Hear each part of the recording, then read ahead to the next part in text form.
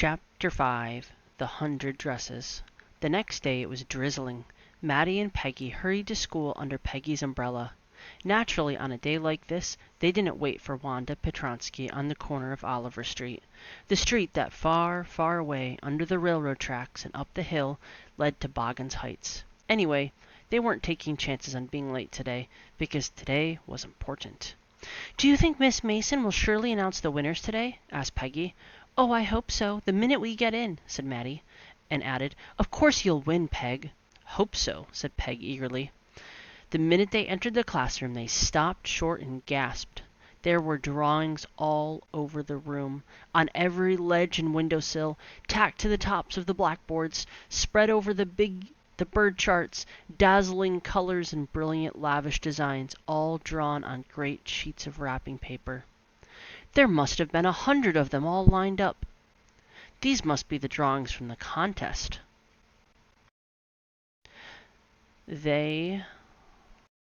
So here's the picture of all the colorful drawings, all the dresses, and the kids are coming in.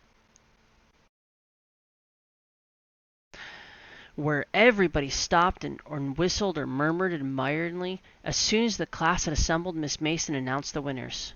Jack Beagles had won for the boys, she said, and his design of the outboard motorboard was on exhibition in room 12, along with the sketches by all the other boys. As for the girls, she said, although just 1 or 2 sketches were submitted by most, one girl in room 13 should be very proud of her. This one girl actually drew 100 designs, all different and beautiful. In the opinion of the judges, any one of her drawings is worthy of the winning prize. I am happy to say that Wanda Petronsky is the winner of the girls' medal. Unfortunately, Wanda has been absent from school for some days and is not here to receive the applause that is due her. Let us hope she will be back tomorrow. Now, class, you may file around the room and quietly look at her exquisite drawings." The children burst into applause, and even the boys were glad to have the chance to stamp on the floor, put their fingers in their mouths and whistle, though they were not interested in dresses. Maddie and Peggy were among the first to reach the blackboard to look at the drawings. "Look, Peg," whispered Maddie. "There's that blue one she told us about. Isn't it beautiful?" "Yeah," said Peggy, "and here's that green one. Boy, and I thought I could draw." While the class was circling the room, the monitor from the principal's office brought Miss Mason a note. Miss Mason read it several times and studied it thoughtfully for a while. Then she clapped her hands and said, "Attention, class! Everyone back to his seat." When the shuffling of feet had stopped and the room was still and quiet, Miss Mason said, "I have a letter from Wanda's father that I want to read to you." Miss Mason stood there a moment, and the silence in the room grew tense and expectant. The teacher adjusted her glasses slowly and deliberately. Her manner indicated that she was coming. This letter from Wanda's father was a matter of great importance. Everybody listened closely as Miss Mason read the brief note. "Dear teacher, my Wanda will not come to your school any more. Jake also. Now we move away to the big city. No more holler Pollock, no more ask why funny name. Plenty of funny names in the big city. Yours truly, Jan Petronsky." A deep silence met the reading of this letter. Miss Mason took off her glasses, blew on them, and wiped them on her soft white handkerchief. Then she put them on again and looked at the class, and when she spoke, her voice was very low.